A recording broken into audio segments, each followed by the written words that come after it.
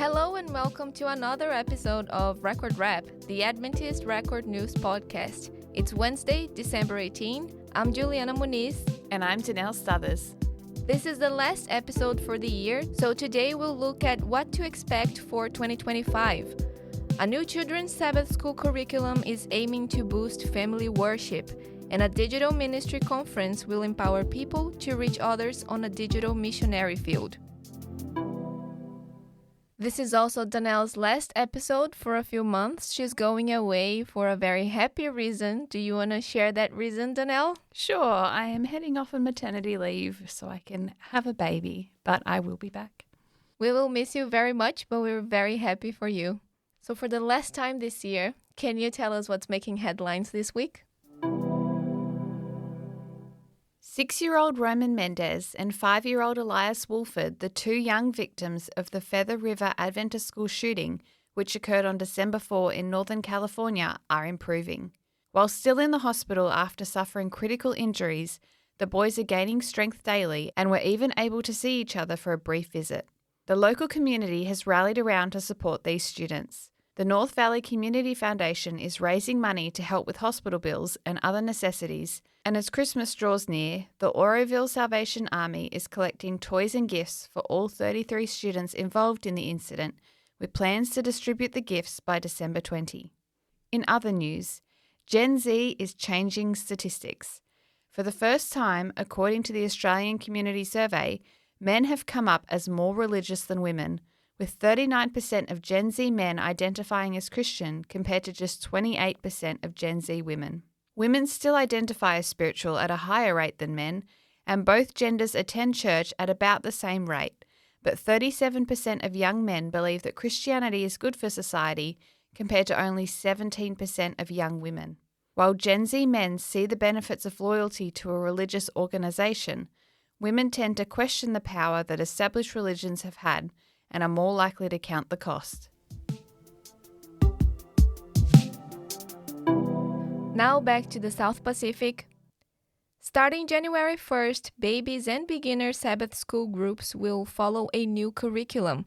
The Alive in Jesus curriculum, a project developed by the General Conference Sabbath School Department, replaces the previous curriculum, Grace Link. The Grace Link's Sabbath School curriculum has been in place for over 20 years now. And it's been very valuable in terms of providing an opportunity for families and Sabbath school teachers to help young people, children, to grow in their understanding of the Bible. However, we recognise that there's a need to develop a new curriculum for a number of reasons. That's SPD Ministry and Strategy Director Sven Ostring.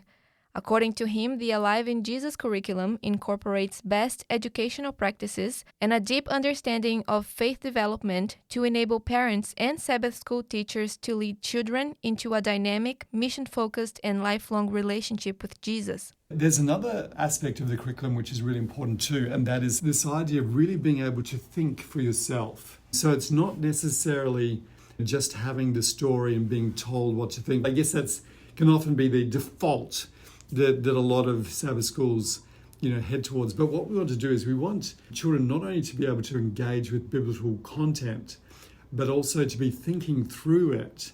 How does it apply? What does it mean for me? How can I deal with some of the questions that I might have at that age?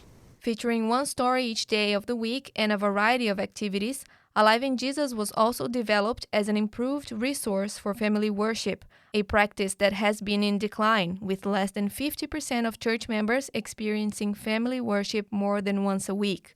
It's not just when you come to church. This is something that you can integrate into your daily family rhythm. They're short, they're engaging, they're well illustrated. So you could use this for your family worship every single night of the week. And so when you come to Sabbath school, your children will have a very engaging time. Children's Ministries leaders have received training on the new curriculum across the SPD. The complete rollout of Alive in Jesus for all age groups will happen gradually over the next 3 years. The Digital Discipleship Conference is back to its in-person format in 2025.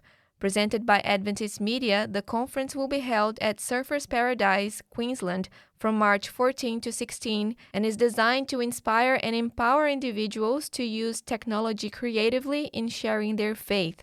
The 3-day event will feature general sessions, breakout sessions, and panel talks, all led by industry experts. These sessions will discuss graphic design, media production, writing, podcasting, mobile production, hybrid ministry, branding, and discipleship. According to Jared Madden, Adventist Media Marketing, Sales, and Digital Manager, learning how to share the gospel online is essential. One of the key parts about ministry, I personally believe, is found in an Ellen White quote where she talks about Jesus' method of ministry, and it really focuses on being where people are. People are more and more these days online, and we have to be there if we want to connect with people and form relationships with people. And that's why I'm so passionate about digital discipleship, because it's about understanding the tools, the methodologies, about how we can share faith in a way that is an addition to how we engage online and actually enhances our relationships with people online. And I personally believe it's the new mission field. The early bird registration price for the event expires on December 20. For more information and registration details, visit digitaldiscipleship.au. And that wraps up this week's episode of Record Rap. Thank you for tuning in.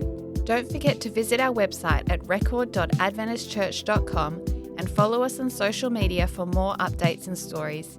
You can also receive news straight to your inbox by subscribing to our weekly e-newsletter. We'll be back next year with more news from around the South Pacific Division. See you then. This is an Adventist Media podcast.